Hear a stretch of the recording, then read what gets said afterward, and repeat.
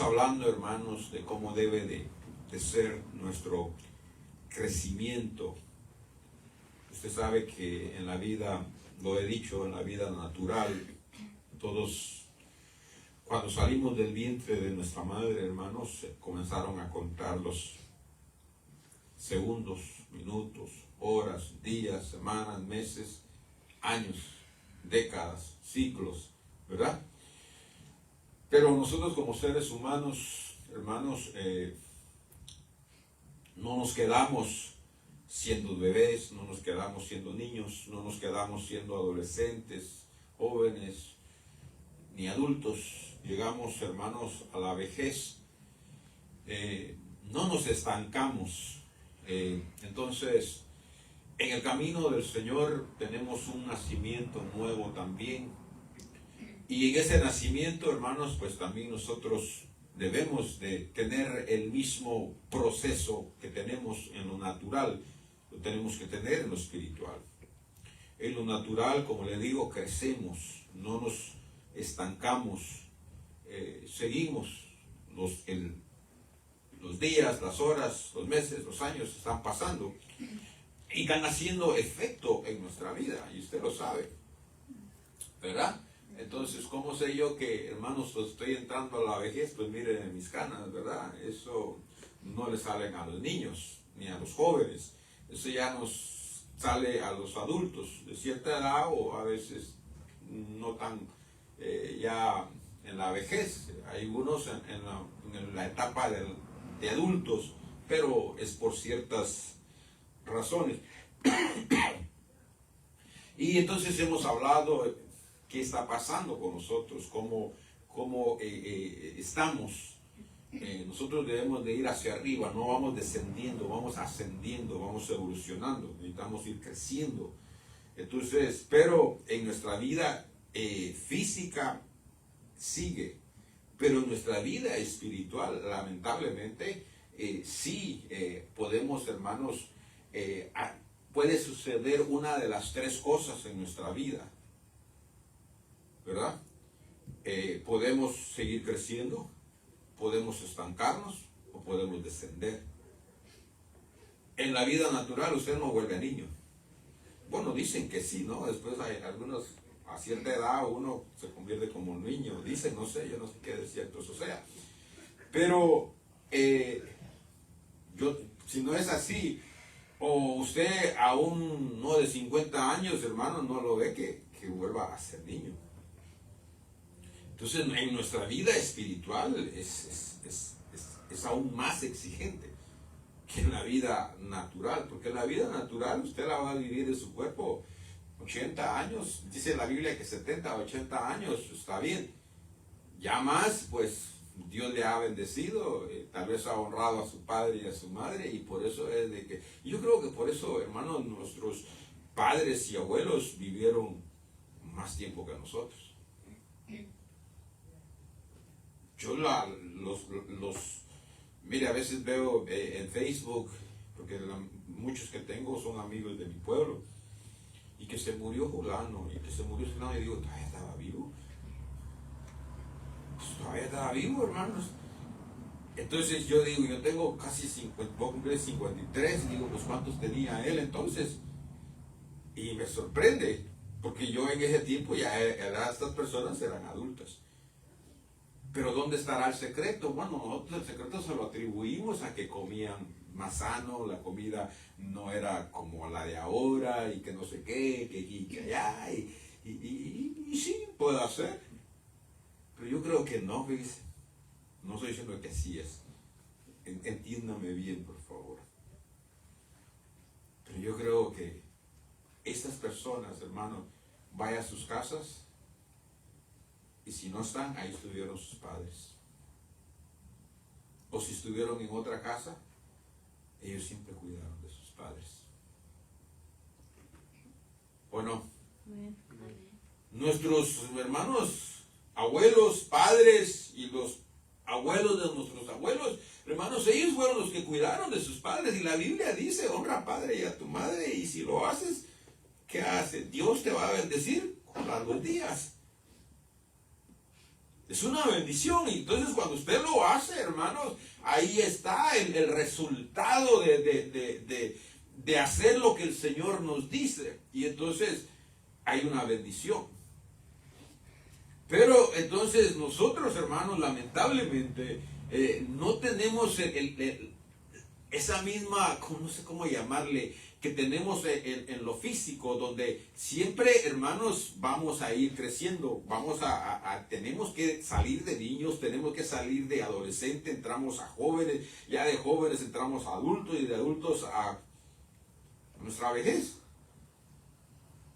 Y por más que usted se haga cirugías, como decía el martes, se eche la concha nácar y se tinte el pelo, haga lo que haga, usted sigue creciendo.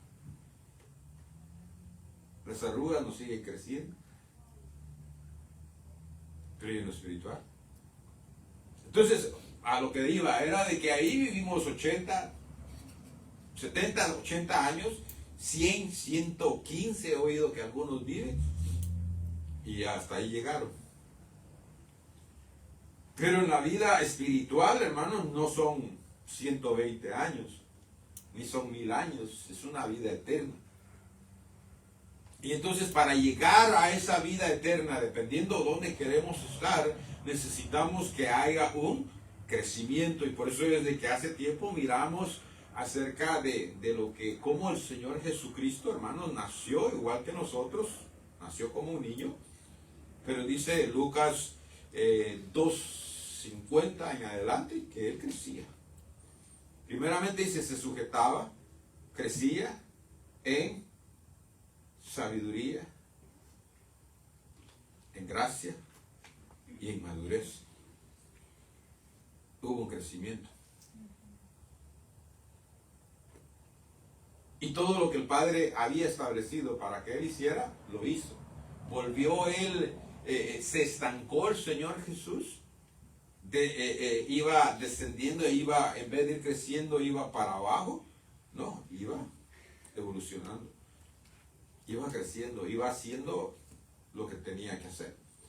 Pero nosotros, llega un tiempo que cuando nacemos, hermanos, porque estamos metidos en la palabra, porque como estamos recién nacidos, hermanos, nos gusta leer la palabra, nos gusta ir a los servicios, nos gusta ir a las vigilias, nos gusta ir a la oración, nos gusta leer, nos gusta estar escuchando la palabra, predicaciones, alabanza, y entonces uno ve que va en un buen crecimiento. Y haga de cuenta, hermanos, que eso es estar pegado a los pechos de la madre. Usted está tomando leche. Y la leche le está dando el crecimiento. Pero después, hermanos, como que ya creemos que lo sabemos todo, lo conocemos todo. Y entonces, hermanos, comenzamos ¿cómo se llama? A alejarnos de ese pecho de la madre que vendría siendo la palabra. Y entonces, ahí es donde, pum, nos podemos estancar. Y si no tenemos cuidado, entonces nos podemos ir, ¿qué? Alejando, viniéndonos abajo, y de repente se enfría, ya no busca, ya no asiste, ya todo se le hace como que es mucho, que para qué, si ya conozco, si ya sé. Usted nunca va a aprender de conocer y de saber. El otro día yo a veces voy no lo puedo llamar de esa manera porque ha sido poco, pero tengo un hermano conocido que tiene estudios, células en su casa, y a veces lo he visitado y quiero visitarlo, seguirlo visitando. ¿Por qué? ¿O para qué?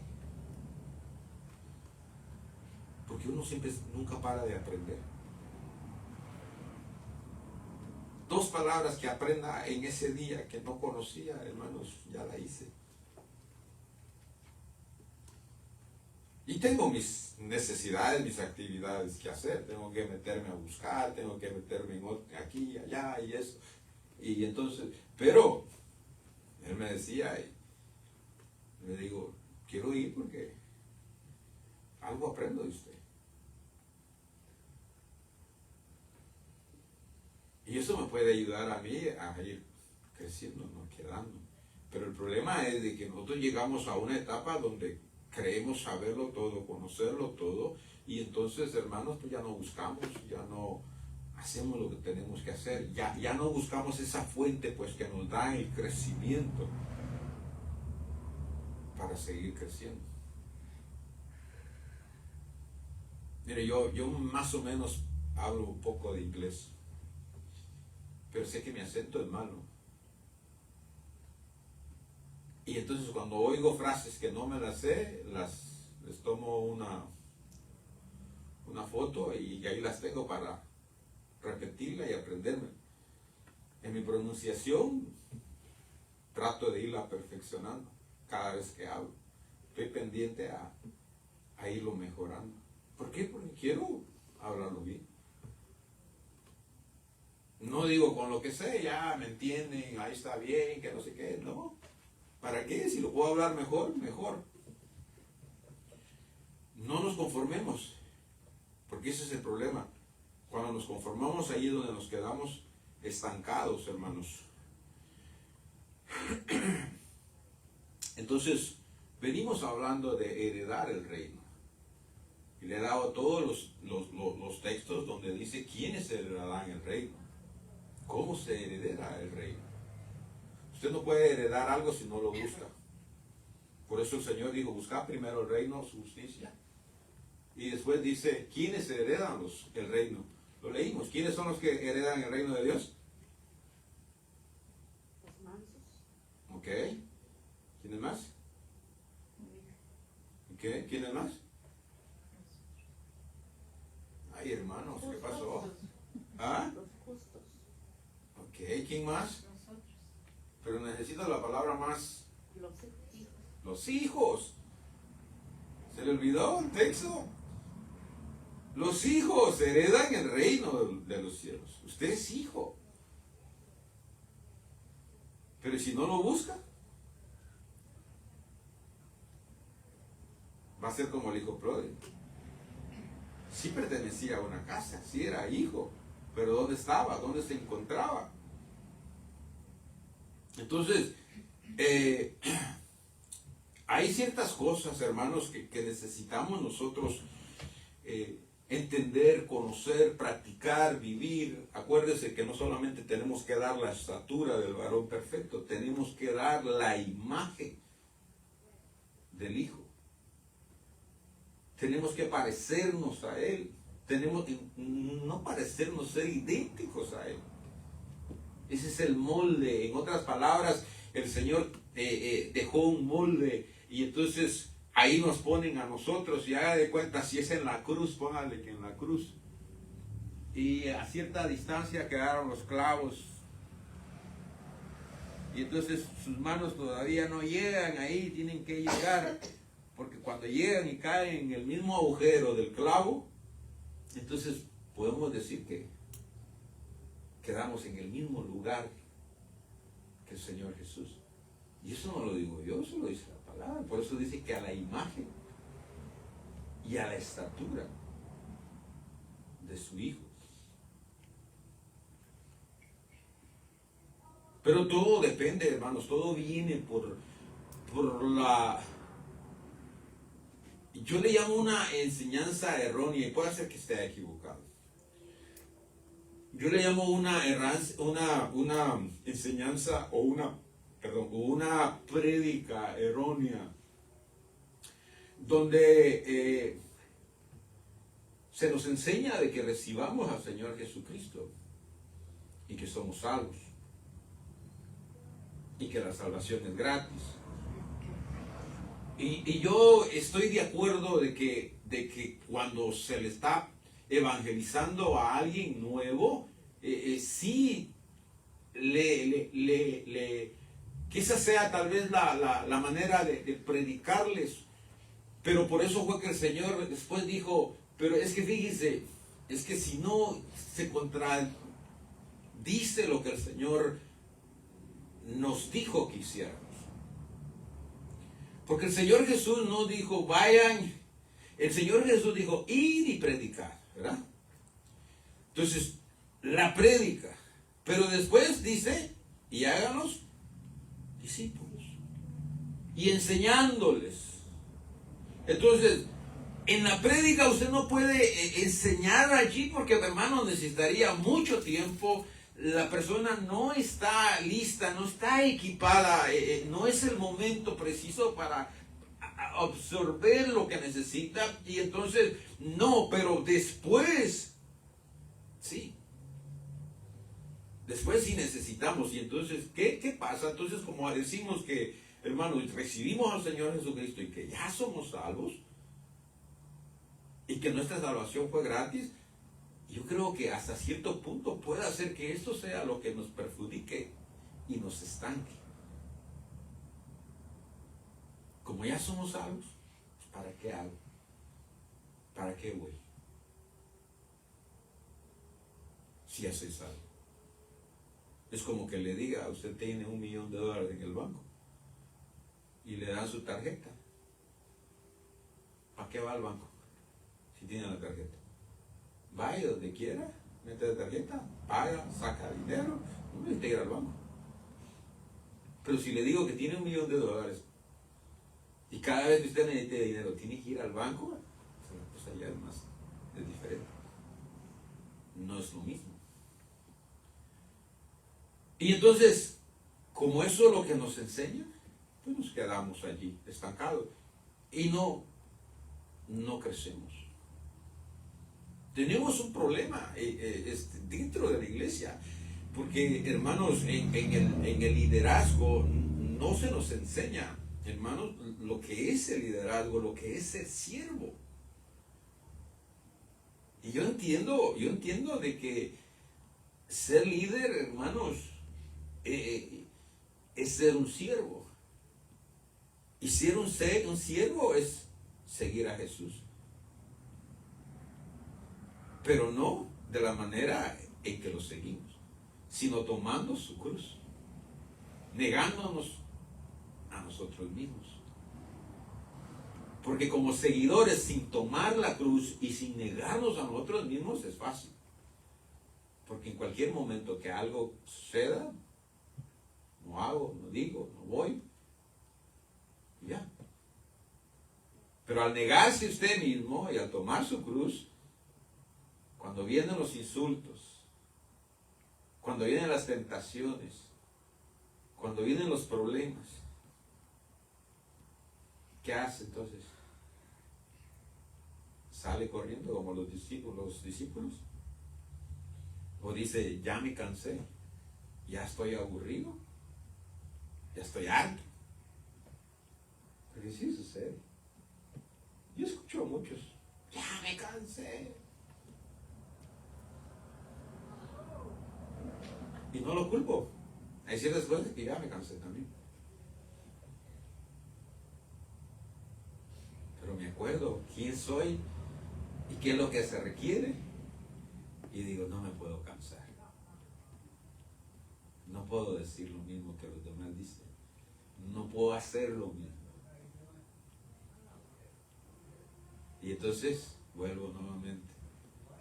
Como que eso me da fuerzas nuevamente y nuevamente tengo que hacer lo que tengo que hacer, decir lo que tengo que decir, levantarme cuando me tengo que levantar, porque no me puedo cansar.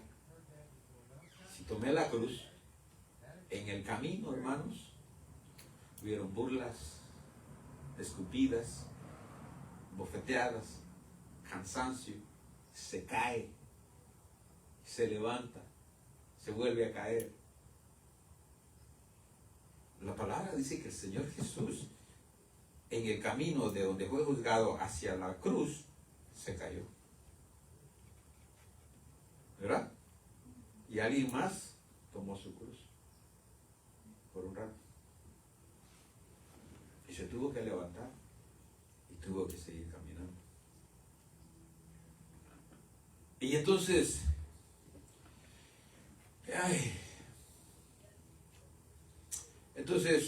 ¿qué nos enseña?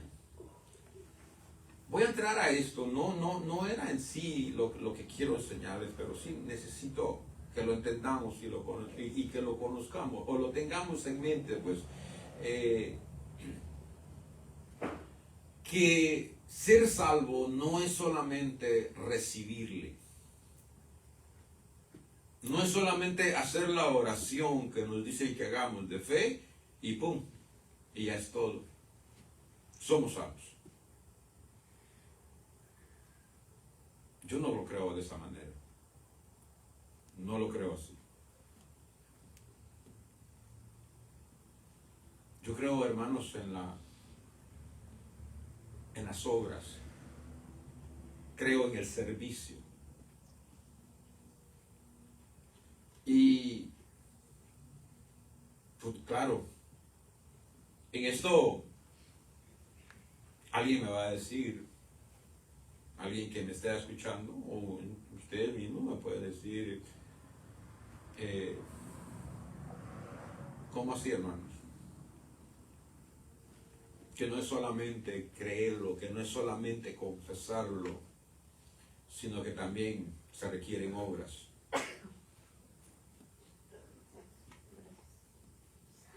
Ahora, quiero que quede claro, y aquí no se me confunda, la salvación no es por obras, pero sí se requieren obras. Y entonces me dirá, pues, ¿y entonces en qué estamos? Me está diciendo de que creí, confesé y ya soy salvo y pum, pero luego me dice, pero no, entonces ¿en qué estamos? ¿Sí me entienden, no, lo que le estoy diciendo? ¿Me entiende, hermana Liliana? Sí. Hermana. ¿Sí? Y eso usted lo necesita conocer porque necesita explicarlo si se lo pregunta. Porque, hermanos, aunque usted no lo crea, hay el SSS3, es salvo siempre salvo. El salvo siempre salvo confesó al Señor Jesucristo como su Señor y Salvador, y no hay que orar, ya no hay que ir a la iglesia, no hay que hacer absolutamente nada, porque salvo, siempre desde el momento que recibió el Señor va a ser salvo. No sé si ha oído el dicho que dicen mucho afuera, que dicen, ay, mira, es buena gente, se va a ir al cielo, porque las obras que hace. Exacto. Y hay personas allá afuera que hacen mejores obras que nosotros y no han recibido al Señor Jesucristo. Ahora, cuando ellos mueran, ¿para dónde van? ¿Al cielo? ¿O a dónde? Pues no, le dice la palabra. Es lo que dice. Entonces, ¿conoce? Déjele hago la pregunta, ¿conoce usted la diferencia? A lo que le estoy diciendo, somos salvos, pero tenemos que hacer obras para ser salvos, porque sí parece contradecirse. O es de los que dice, hermano, no, yo soy salvo y no necesito hacer obras porque las obras no son las que me dan la salvación. Pues fue también como cuando Jesús le dijo al que daba a los pobres, hacía todo, y le dijo, deja eso y sígueme. No es por todo lo que uno hace, por lo que... Pues, Sí, ajá. Sí me acuerdo de ese pasaje. Es que no sé si lo pueda comparar, pero la salvación viene siendo como la fe, ¿verdad? Usted puede decir que tiene fe, y en el momento necesario que usted necesita la fe, ¿dónde queda la fe? Entonces, ¿tiene o no tiene fe? Por eso es de que la palabra lo dice en Hebreos, no sé si es el 12, no me acuerdo dónde, pero Hebreos lo dice, que la fe sin obras es muerte. Entonces, pongámoslo de la misma manera, la salvación sin obras, como que no fuera salvación. Porque tiene que demostrar, hermano, en las obras de que usted es un hijo de Dios. Pues el otro día yo le pregunté que si era algo diferente en la fe al creer, porque ya creer es más allá de la fe. Sí, me entiende lo que lo que pasa es que ya a veces como es la salvación, creemos que somos salvos, pero si no hacemos nada para también seguir ganando esa salvación, pues es como... Sí, es que ahí donde está el problema. Por ejemplo, que vuelvo a lo mismo. Ya leímos lo que se requiere para heredar el reino, ¿verdad? ¿Quiénes son los que heredan el reino? No van a ser los chismosos, los adúlteros, los mentirosos, ¿verdad? Hay una lista de los que no, de los que practican tales cosas que son obras. Dice, no heredarán el reino de los cielos. Pero si recibimos al Señor Jesucristo y practicamos todas estas cosas, entonces, ¿dónde nos tocaría estar?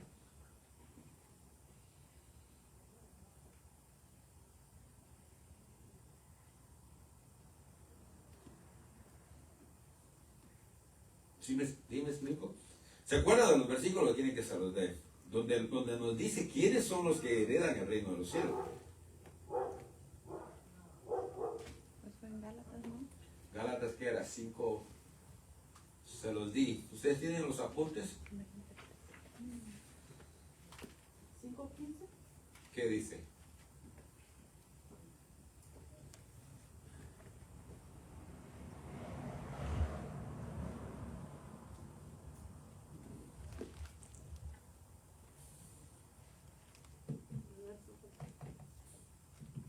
¿Perdón?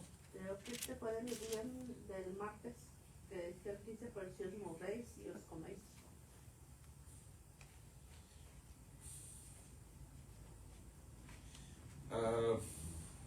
En Gálatas 5:19 para abajo. ¿Qué dice? Gálatas 5:19, ahora bien, las obras de la carne son evidentes, las cuales son inmoralidad, impureza, sensualidad, idolatría, hechicería, enemistades, pleitos, celos, enojos, rivalidades, disensiones, sectarismos, envidias, borracheras, orgías y cosas semejantes, contra las cuales os advierto, como ya os he dicho antes, que los que practican tales cosas no heredarán el reino de Dios. Entonces, fíjense, todas estas son obras o no son obras. Son obras que la ley las prohibía. Los mandamientos de Dios los prohíbe. Y están vigentes todavía, porque el Señor dijo que el borracho, el adúltero, el afeminado, ¿verdad? No tomarán parte con él. Entonces, me devuelvo de allá para no perderme y de dónde estoy.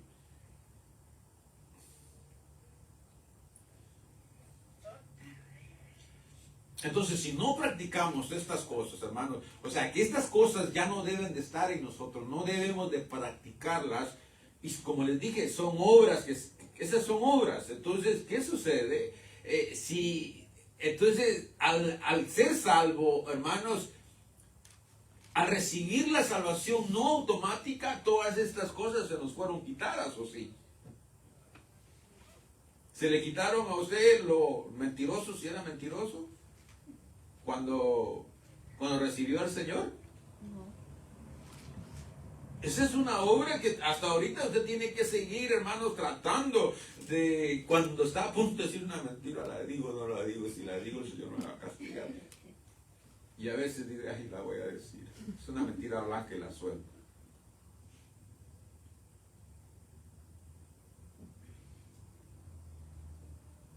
Son obras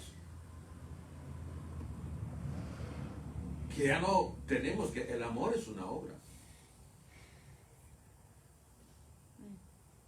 Y lo tenemos que ir cultivando, tiene que ir creciendo hacia Dios y hacia nuestro prójimo y hacia nosotros mismos también.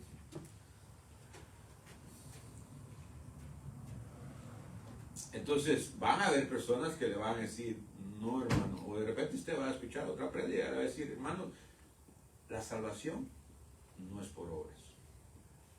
Entonces se va a acordar de mí y va a decir, ah, pero el hermano decía, y se va a decir que yo estaba en lo equivocado. Por eso yo le he dicho, si un día se va de aquí y aceptó la enseñanza de aquí, cuando se vaya, busque una iglesia que enseñe casi lo mismo. Porque fue algo que se le enseñó, fue una doctrina, usted la aceptó, dijo amén, así es, o así sea. Pero después se enoja aquí o se tiene que ir y se va y no pide la guianza del Señor. Y una de las primeras que tiene que decirle al Señor, el Señor, llévame a un lugar donde practiquen lo que ya aprendí. Porque si no es así, entonces va a ir a otro lugar y le van a enseñar otra cosa. ¿Y va a empezar de nuevo? ¿O va a estar peleándose con el que enseña, con el pastor o con el que predica? No, eso no es así. Y entonces va a haber una división entre él y usted. Usted no va a estar bien, o va a tener que aceptar lo que se enseña. Se lo digo porque el otro día también platicaba con alguien donde usan el velo. Y ahora ya no lo usan. Y le digo, ¿y qué pasó con el velo? Que no se lo puso como por 10 años. Creyó y por eso se lo puso. Sí, pero ahí el pastor me enseñó que en el versículo, creo que el 16, ahí dice que el pelo se les dado como velo. No. Lea el contexto. Y ya se los enseñé, que dice el contexto.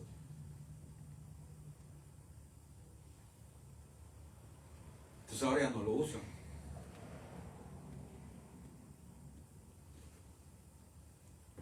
Y si usted va a un lugar y usted lo sigue usando, lo van a ver, se van a reír, la van a ver rara, se va a sentir mal y va a terminar quitándose. Entonces, si el Señor la lleva a un lugar donde usted cree y ahí lo usa, pues usted va a llegar nuevamente como si no hubo un cambio. Porque está escuchando algo similar, la misma enseñanza. Entonces, sí, por eso es que el Señor dice, ustedes piden y no reciben porque no saben pedir. Entonces pedimos, Señor, llévame a otra iglesia, ya me cansé de aquí, no quiero esto. ¿Okay? Y el Señor decide llevarle, ok, te voy a dar luz verde, vete. Pero vuelvo a lo mismo, llega a un lugar donde la doctrina es diferente. Y entonces ya no vas a saber si es blanco o es negro. Si es por obras o no es por obras. Si es salvo, siempre salvo, o qué pasó. Entonces,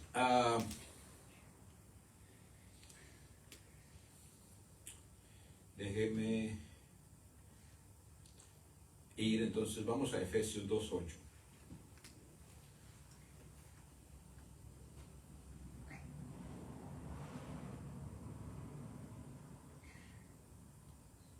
Dos, 8 y 9.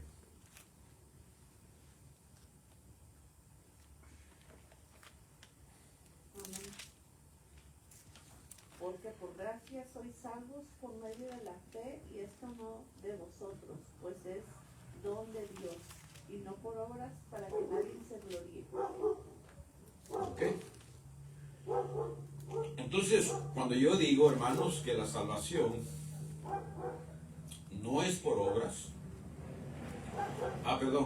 que la salvación, hermanos, sí lleva obras y hay que hacer obras para ser salvos. La cita tal vez más cercana, y hay más, no busqué más, pero me imagino, no sé. La cita que me van a llevar va a ser a esta, Efesios 2:8. ¿Por qué dice? Porque por gracia sois salvos por medio de la fe, y esto no de vosotros, pues es don de Dios. Y luego, ¿qué dice? No por obras, para que nadie se gloríe. Y a ver, hermano, ahí dice, no por obras, no hay que hacer obras para ser salvo.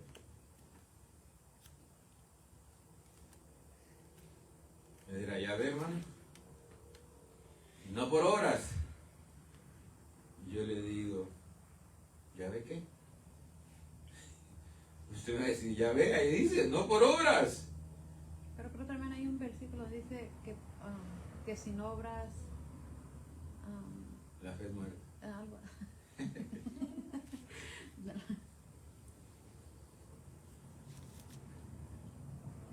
Entonces aquí miramos, tenemos que ver tres cosas. Dice que por gracia somos salvos, ¿verdad? Eso sería una palabra clave, porque por gracia sois salvos. La clave entonces tiene que estar aquí en esa palabra, gracia. Segundo dice que por fe. Y luego dice que no por obras. Entonces son tres palabras allí claves, son tres palabras que nosotros necesitamos, hermanos, ver, ponerle la lupa y entonces tratar de entender estas palabras, porque estas palabras son las que nos dan, hermanos, la foto completa, si le pudiéramos llamar así, ¿verdad? Porque por gracia, porque por fe y porque no por obras. Entonces, estas tres cosas me contradicen lo que yo le estoy diciendo. A mí se me haría fácil llevarlo a otro lado y decirle que sí tenemos que hacer estas cosas, como crecer, como quiénes son los que heredan. Pero, entonces cuando usted se enfrente con alguien que le vaya a enseñar algo diferente a lo que le estoy enseñando y le enseñe este versículo, entonces usted va a decir, sí, por gracia, por fe y no por obras. Y entonces lo va a terminar creyendo más fácil. Pero estas cosas, hermanos, lo que van a hacer es estancarlo. Dios quiera no lo lleven para abajo, no lo llevan para arriba, al menos está en un nivel medio, que el nivel medio no es bueno. Pues El nivel medio no es a bueno. lo que yo tenía que también es que si por obras fuéramos salvos, entonces el sacrificio del Señor Jesucristo vino a ser en vano, si no nosotros hubiéramos sido salvos por nuestras propias obras y no por el haber venido a dar el sacrificio de la muerte en la cruz por cada uno de nosotros. Es que ahí lo dice. Y esto no de vosotros, pues es don de Dios. ¿Sí ve? Sí. Lo que se está diciendo. Entonces nosotros hubiéramos ganado haciendo las obras para ir a ganarnos el reino. Entonces por eso le digo, esto está, a mí me da temor hablar de esto. Porque esto no se lo estoy copiando a nadie. Entonces puede ser que esté equivocado. Pero usted me dice ahorita que se lo explique, pues. Porque vuelvo a lo mismo, no se lo estoy copiando a alguien, no se lo escuché a alguien como para decir, sí, ¿verdad? Y entonces sí, es un poco, pero estudiémoslo. Entonces le digo, término medio no es bueno. ¿Por qué? Ya lo vimos que solo hay derecha e izquierda, o solo hay positivo y negativo, ¿verdad? En el agua, ¿qué es lo que dice? Que solo hay caliente y fría. Ya la tibia, hermanos, es una mezcla de entre caliente y frío. ¿Y qué es lo que el Señor dice? Preferiría que no fueras frío, pero no tibio. Porque tibio te voy a vomitar. Usted está haga de cuenta como que se quedó neutral, pues, y es que en Dios no hay neutralidad. Usted bien le sirve a Él o le sirve al enemigo, y se acabó. No puede quedarse, ¿sabes qué? Ni a Dios ni al enemigo. Yo me quedo en el centro. No, tal lugar no existe. No hay esa posición. No tenemos esa opción. Entonces, debemos de ser fríos o calientes. Entonces,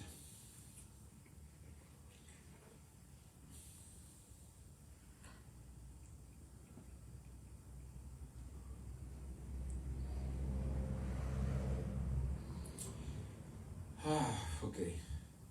Déjenme luego aquí. El Señor hizo obras para que nosotros tuviéramos que tener salvación. El Señor, ¿qué hizo? El Señor cumplió la ley. Y el Señor murió. Esas son obras. Todo lo que el Señor hizo cumpliendo la ley son las obras de la ley.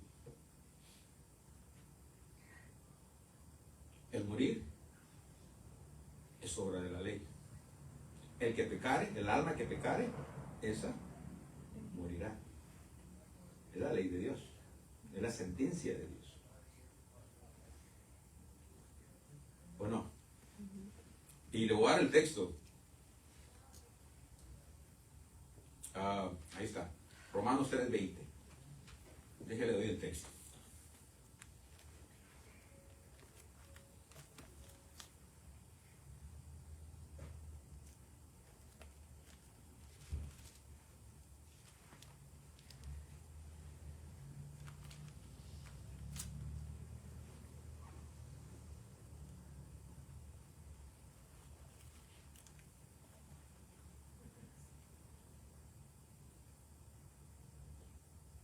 ¿Lo tiene?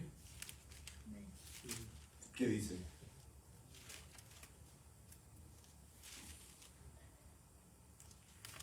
Romanos 3:20, porque por las obras de la ley ningún ser humano será justificado delante de él, pues por medio de la ley viene el conocimiento del pecado.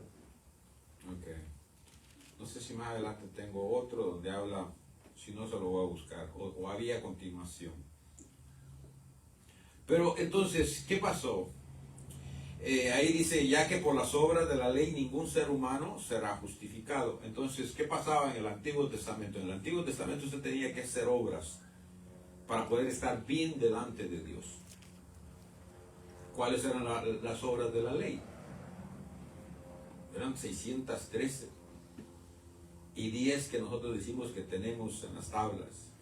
No matarás, no robarás, poner a Dios primero, ser primero, no desear lo ajeno. Usted sabe los 10 mandamientos. Entonces, ¿qué sucede? Esas obras las teníamos que hacer nosotros para ¿qué? Estar bien delante de Dios. Pero no las podíamos hacer, no las podíamos cumplir. Pero hubo alguien que sí vino y las hizo y las cumplió. Y después de eso, no solo las cumplió, hermanos, en no hacerlas, sino que murió. Pero si él, hermano, solamente cumplía la ley, solamente era un hombre más que sí pudo, un hombre completo que sí pudo cumplir la ley. Pero tenía que morir. ¿Por qué tenía que morir? Porque si no, solamente él como hombre se iba a salvar allí, y nosotros. Entonces, para que usted y yo pudiéramos ser salvos, él tuvo que morir. Y entonces, ¿qué pasó? Fue depositado sobre de él nuestros pecados. Entonces, ahora nosotros sí podemos, hermanos, entonces, ser justificados. Pero alguien hizo el trabajo por nosotros.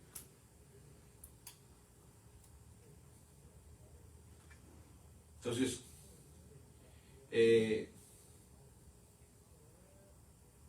Yo creo, hermanos, como el Señor Jesucristo cumplió la ley y murió, yo creo que lo que Pablo está diciendo aquí o mencionando son esas dos clases de las obras para ser salvos. Que antes se tenía que hacer. ¿Qué se tenía que hacer? Cumplir la ley para ser salvos. Las obras de la ley.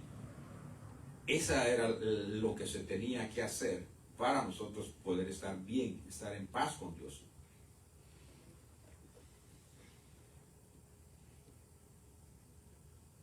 Entonces, ¿por qué somos salvos?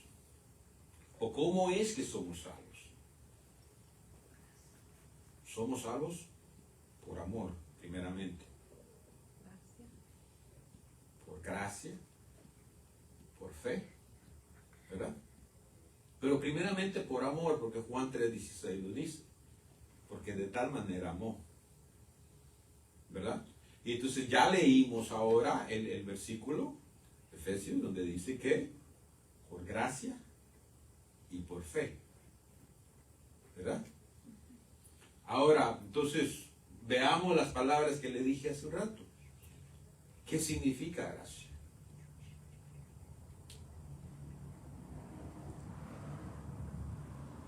¿Sabe qué significa gracia? Gracia significa favor, bendición o bondad. Porque Dios es amor, porque Dios tiene amor, de ahí se desprende la gracia, la misericordia. Porque si Él no fuera amor, entonces no hubiera tenido gracia, no hubiera tenido misericordia hacia nosotros. Por eso es que dice, por gracia sois salvos. ¿Pero por qué? Porque Dios es amor.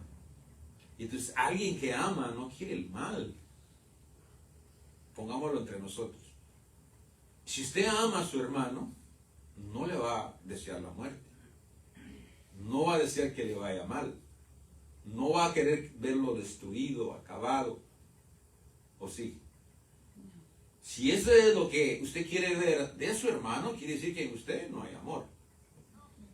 Y no se parece a Dios, no tiene el corazón de Dios. Dios no le ha cambiado su corazón. Por eso es que dice a imagen, o sea, de Él. A la estatura de Él. Entonces, amor. Entonces, del amor, hermanos, sale la gracia. Entonces, ¿qué es gracia? Entonces, por el amor o la gracia que dice, porque por gracia sois salvos, en otras palabras, por la bondad o el favor de Dios, es que somos salvos. Por el favor de Dios. No por lo que usted haya hecho, sino por el favor de Dios. Entonces dice, por favor o bendición. No sé cuál usted quiera tomar, pero eso es lo que significa gracia. Por el favor, por la bendición o por la bondad. Pero ahí mismo, donde da la definición de lo que significa gracia, ahí me gusta más esta que dice la influencia divina. No sé si me explico, me entiende cuando le digo la influencia divina. Es que somos salvos. No por nosotros, porque dice que ninguno de nosotros quería saber de Dios. Ninguno de nosotros quería acercarse a Dios. Nadie buscaba a Dios. ¿Nosotros fuimos a buscar a Dios? ¿O Él lo vino a buscar a usted? No me diga que usted fue a buscar a Dios. Mire, el hombre está yendo a buscar a la luna y a Marte. ¿Para qué? Para ver qué encuentra allá o irse a vivir allá. Pero no para estar más cerca de Dios. Ni va a escuchar a alguien que vaya a pagar lo que están cobrando o quieren cobrar para ir allá. Para decir, porque esa persona dice, yo soy cristiano y allá estoy más cerca de Dios. No. No.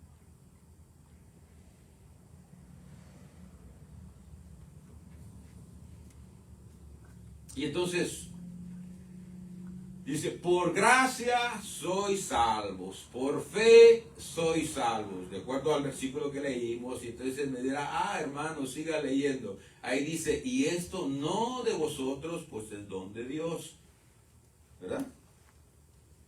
Entonces hasta aquí todavía seguimos con lo mismo, de que no es por obras, porque gracia significa favor, ¿verdad? Aunque la fe es obras, porque dice, sin obras la fe es muerte. La fe es obra, tiene obras. Entonces, ¿sí me están entendiendo? Yo sé que todavía no a donde tienen que llegar, porque ni yo, no sé qué. Sí está un poquito, tal vez, difícil. No es que esté difícil, soy yo el que la pone difícil, porque no se las sé explicar. Pues. Entonces, bueno, sí, empieza diciendo gracias, ¿verdad? Para darnos a entender que nosotros no hicimos nada. Que nosotros no hicimos nada, ¿verdad? Para obtener el favor de Él. Porque ¿qué hizo usted? Vuelvo a lo mismo, se acercó a Él y decirle, Señor, mira, nosotros necesitamos ser salvos. Haz algo, ¿no? ¿Verdad que no? Entonces por eso es que dice, fíjense cómo van las palabras puestas. Entonces por eso dice, pues es don de Dios.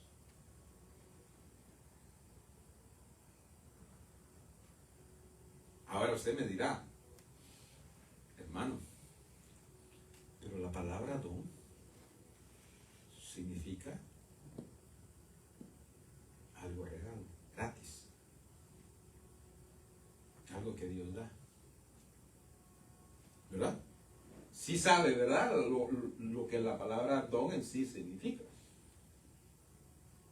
Gratuito. Es un don. Es un regalo. Entonces cuando usted me da un regalo a mí, porque es mi cumpleaños, lo pagué yo.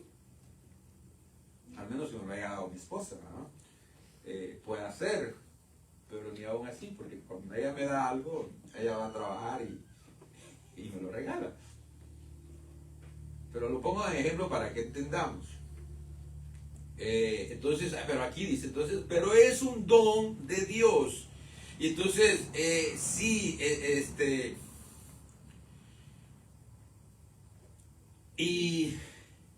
y esta es la palabra, esta palabra también es clave porque me ayuda también a mí a estar en lo que quiero llegar y estar en lo correcto. Don de Dios. Regalo. Pero el problema es que hay mínimo 3 palabras que usted lee donde habla del don de Dios. Entonces, una de ellas está en Efesios 4, 9 o 10, creo. Déjeme ver si la tengo. Vaya ahí si gusta y me ayuda.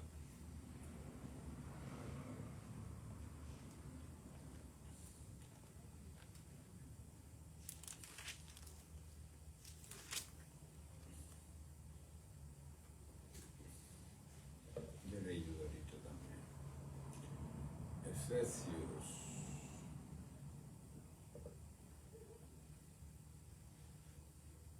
¿Lo encontraron? 4.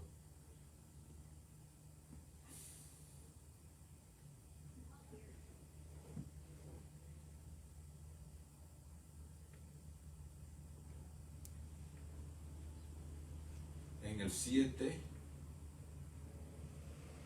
encontramos una, ¿verdad?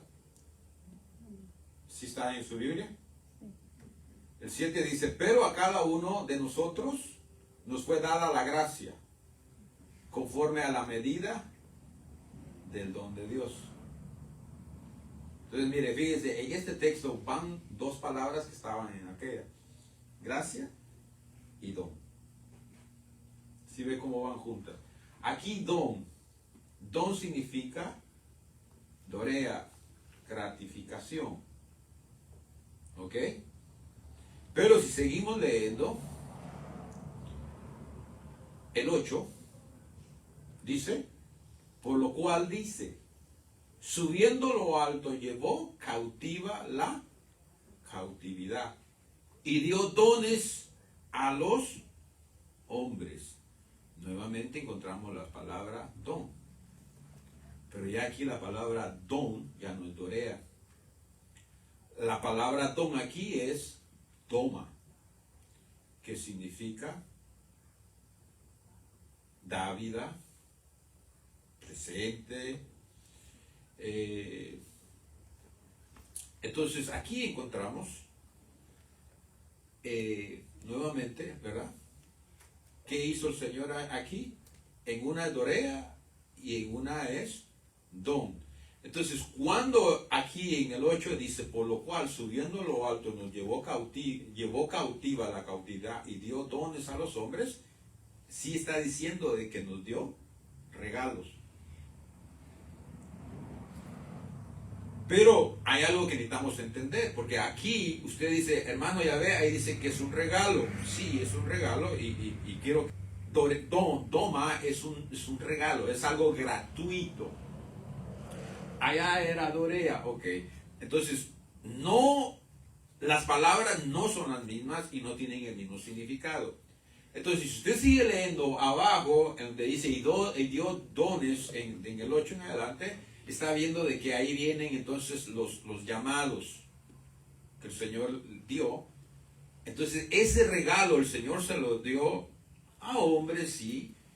O ese regalo lo puso en hombres, pongámoslo de manera, sí. Pero el regalo a quien se lo dio en sí es a la iglesia, que no tiene nada que ver con lo que estoy hablando allá, pero para que entendamos pues lo que es un don y lo gratuito. Entonces aquí el Señor, esto significa regalo gratuito. Entonces Dios dio ese don, ese regalo se lo da a la iglesia para que la iglesia se pueda construir en sí misma. Porque eso es lo que dice, que para eso dio. Entonces ahí habla de los 5 ministerios y dice que para la edificación de la iglesia dio estos regalos, ¿verdad? O estas herramientas, si las quiere llamar de esta manera, porque estamos hablando de edificar. Entonces solo allí encontramos 2 palabras diferentes que habla de dones con diferentes significados, y en una de ellas sí dice regalo. Creo que la otra está en Romanos 12, 3, creo, vamos a ver. Romanos 12, 3.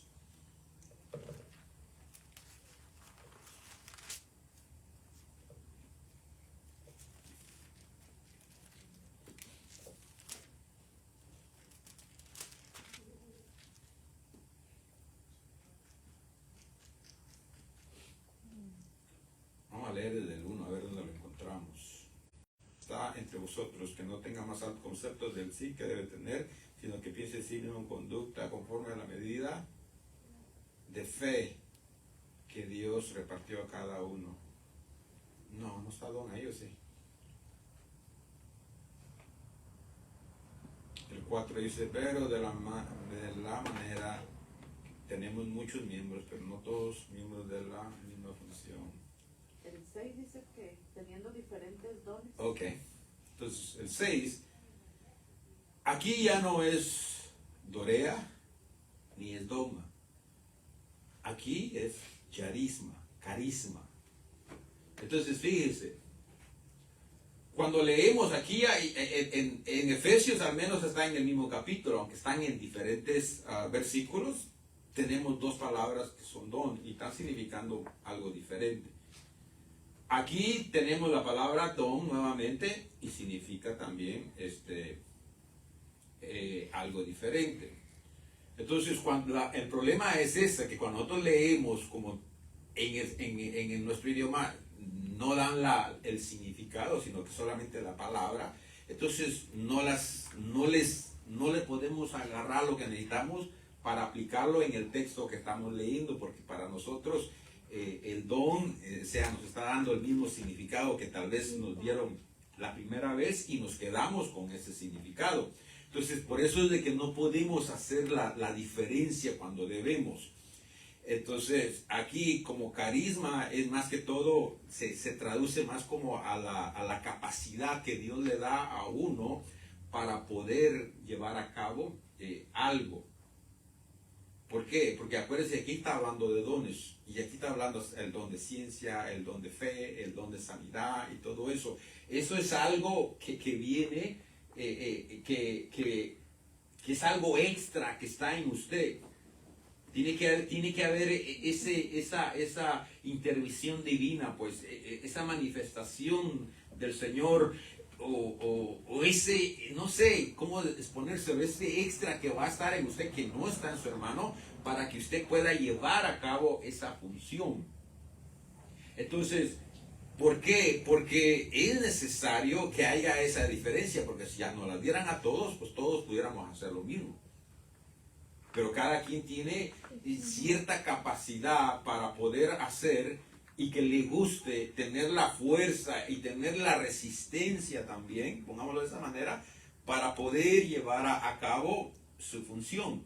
Porque, hermanos, en cada área en la que nos desenvolvemos necesitamos diferente capacidad o diferente clase de paciencia, no sé, o de amor, no sé, pero tiene que haber algo diferente de los demás. ¿Por qué? Porque se requiere, usted necesita ese extra. Si no, hermanos, si aún teniéndolo, porque no lo entendemos, entonces queremos tirar la toalla y la tiramos, pero después nuevamente como que la volvemos a tomar y decimos, no puedo. ¿Por qué? Porque está eso extra en usted que no lo deja, no lo va a dejar echarse para atrás. En otras palabras, Dios no lo puso a usted nomás con las llantas delanteras o las llantas traseras para que usted como carro eche para adelante. No, el Señor dice, le voy a dar que las 4 llantas funcionen y salga del lodo donde se vaya a meter y siga adelante. Que aunque el lodo lo quiera detener, la subida lo quiera detener,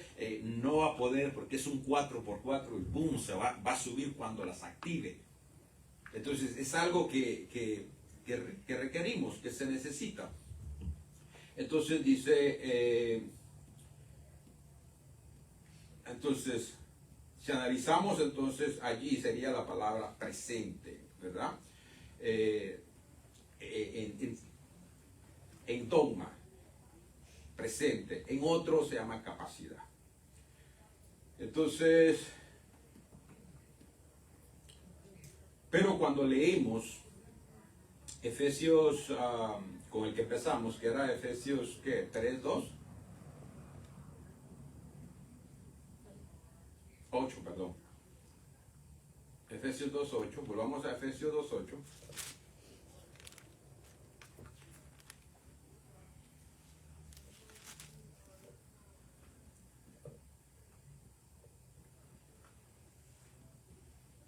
Entonces dice, porque por gracia sois salvos por medio de la fe, y esto no de vosotros, pues es don de Dios. Aquí en la palabra don no es carisma, no es dogma, ni es dorea. La palabra que está usando es dorón. Dorón. Esa, entonces, vuelvo a lo mismo. Fíjese, ya aquí hemos visto de 3 a 4 palabras que en nuestro idioma, cada vez que nosotros leemos, perdone que se lo repita, leemos don, don, don, don. Y ahí es donde yo entiendo que a veces no captamos. Entonces, pero aquí dice, la palabra dorón significa, sí, significa presente. Y usted dirá, hermano, ya ve, presente. Pero se va más allá. También significa sacrificio y ofrenda.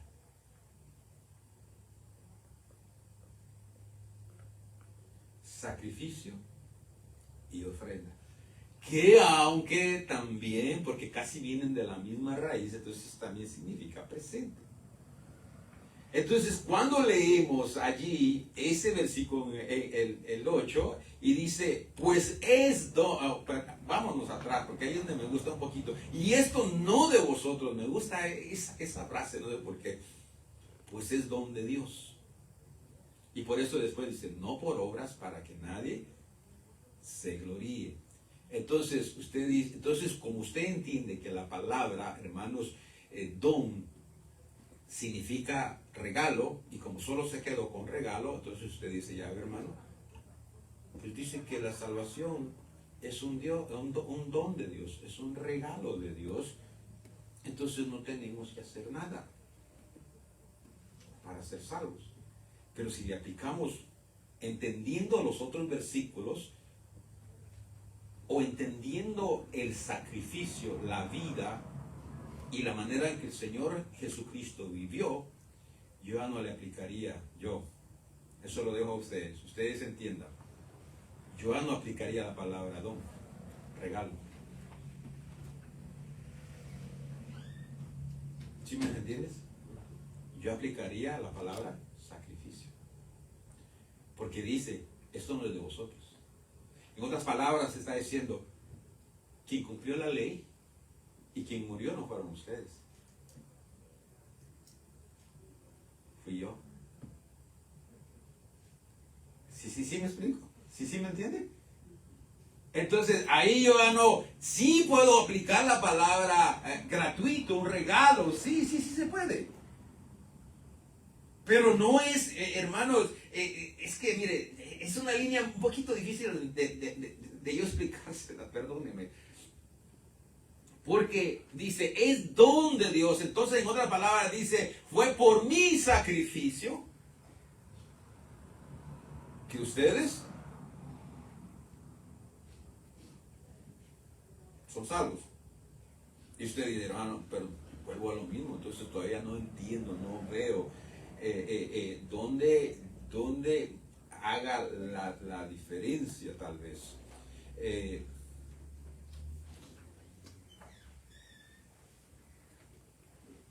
Deme un segundo. Entonces, es don de Dios.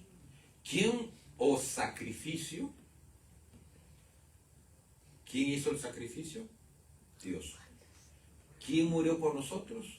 Dios. ¿Quién cumplió la ley? Dios o Jesús. Usted sabe que podemos usar a ambos, porque ambos son Dios. Y cuando hablo de Dios y hablo del Hijo, pues prácticamente estaríamos dándole, conocemos la diferencia. No necesito hacer la diferencia, ustedes la conocen. O si lo quiere ver de esta manera, lo trasladamos a que Dios sacrificó a su Hijo. Dios dio a su Hijo como ofrenda. Entonces, en el sacrificio, cuando hablamos de sacrificio, es que necesitamos entender todas estas cosas pues, para poderlo entender. ¿Qué significa sacrificio? ¿Qué significa sacrificio?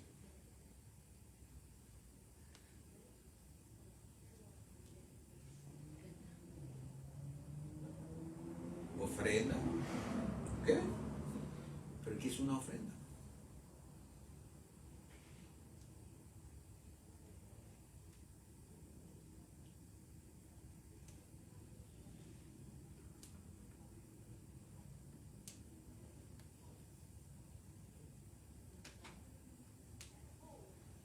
Sacrificio, ok, sacrificio, ofrenda, le voy a ayudar, porque esto es un prototipo del Señor Jesús. Señor Jesús, Dios le dice a Abraham, prepara a tu hijo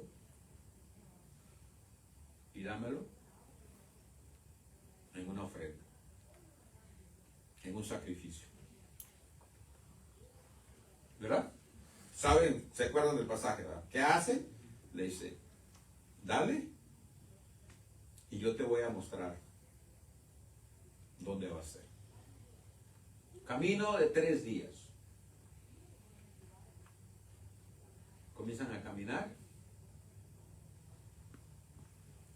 Isaac le dice, padre, llevamos todo, pero no veo lo que vamos a sacrificar. Porque la ofrenda era un cordero o eran ciertas especies, pongámosle así. Pero más que todo era un animal, un cordero. Entonces, si iban a sacrificar y llevaban leña, hermanos, entonces iban a prender fuego. Y las especies no las iban a quemar. No era lo que quemaban a cordero. Entonces, él dice, llevamos leña, llevamos todo lo que se requiere para el sacrificio, pero no veo el cordero. No veo a quién vamos a sacrificar. Y él dice, Dios proveerá. Y entonces sube. ¿Qué iba a hacer a Abraham? Sacrificar a su hijo. Entonces, allí hay muerte. En un sacrificio hay muerte. Y entonces, por eso es que esa escena de allí, hermanos, se compara con la muerte del Señor Jesucristo. ¿Por qué? Porque para Abraham, Isaac era su hijo unigénito. Y aquí pueden entrar, vuelvo a lo mismo, cosas que nos podemos tal vez querer confrontarnos. Porque yo le hago la pregunta, ¿era el hijo único de Isaac, era el hijo unigénito de Abraham? ¿Ah? No. ¿Cuántos hijos tuvo Abraham?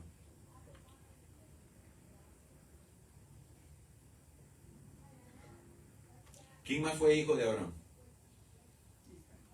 ¿Ah? Ok, sí, a Isaac, pero ¿y el otro?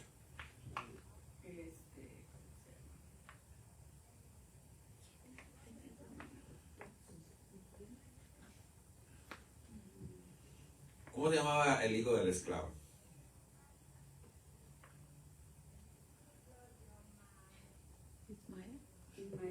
Ismael. Entonces, tenía 2 hijos. Es más, el que tenía que haber muerto era Ismael, no Isaac. Porque... Isaac era el hijo de la promesa, ¿no? Exacto, pero en nacimiento, ¿quién era el primero? Era Ismael. Fue por eso que se metió con la esclava, porque no le podía dar. Sí, porque Isaac no existía todavía y no veían que se fuera a llevar la promesa. Entonces Sarita le aconseja a su esposo y le dice, aunque sea a través de ella tengo, ¿verdad? Pero por eso el Señor hace la diferencia, dice tu hijo unigénito. Entonces vemos, ¿verdad? Que allí vemos una escena comparada a la del Padre. El Padre tiene un solo hijo, único, en su género. Y después tiene más hijos que somos nosotros. Pero en su género, en divinidad y en otras cosas, pues no somos igual a Él. Y entonces, ¿qué hace? Entonces el Señor le pide que vaya, camine, que llegue allí. Dicen los judíos que exactamente que ese mismo monte que la Biblia menciona allí en el Antiguo Testamento es donde el Señor Jesucristo fue crucificado. Yo no sé, no soy judío, no vivo allá, nunca he ido allá, pero alguien que estudia eso relata que ahí mismo fue. Entonces, ¿por qué me metí ahí? Lo que es el sacrificio. Oh, entonces lo que significa un sacrificio. Entonces, fíjese, esto es lo bonito de este tema, donde entendemos que el Señor dice, pero no es don de ustedes, o sea, este regalo, este sacrificio, no lo van a hacer ustedes, lo hice yo o lo hizo mi hijo, él fue el sacrificio, él fue el que murió. Y entonces resulta ser de que nosotros lamentablemente lo tomamos muy light, muy ligero, o no le damos el peso, o no valoramos, pues.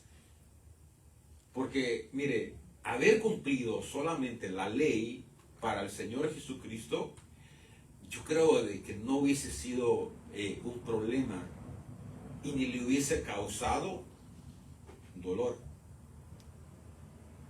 ni la muerte. Porque Él cumplió la ley antes de morir. Porque no había robado, dice que no se halló engaño en él no había mentido, no había robado, no había hecho lo que nosotros en el pecado o en el cuerpo como pecado hacemos. Los estatutos que el Señor había mandado, Él los había cumplido.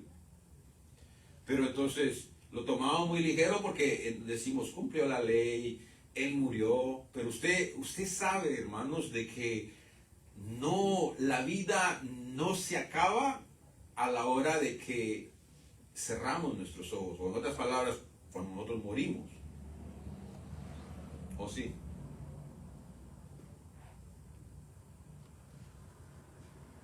No, la vida no se acaba allí. Prácticamente como que ahí empieza la vida, hermanos. Entonces, ¿dónde el Señor, hermanos, comenzó a sufrir? Después de la muerte. Porque dice que la paga del pecado es muerte. Y entonces, si nosotros comparamos, hermanos, la vida que estamos viviendo y la vida que sabemos que nos espera, si es en las manos del Señor o es en las manos del enemigo, sabemos que la vida que nos espera fuera del Señor es ¿qué? Sufrimiento y dolor. ¿Por qué? Porque esa es la paga de pecar. Entonces, el Señor Jesús no solamente se le cargó el pecado, hermanos, y lo llevó como en una mochila, y cuando llegó a la cruz entregó la mochila y se le quitó el pecado de encima. No. Dice, la paga del pecado es muerte. La paga, en otras palabras, la paga es consecuencias. Y Él sí pagó las consecuencias. No crean que solamente cerró los ojos y ahí se acabó, resucitó y ya se hizo. No, Él verdaderamente por cada delito, cada error que nosotros cometimos, Él lo pagó. Lo pagó. Pero ya no puedo seguir, porque ya están allá afuera. La Santa Cena también. Ay, Padre.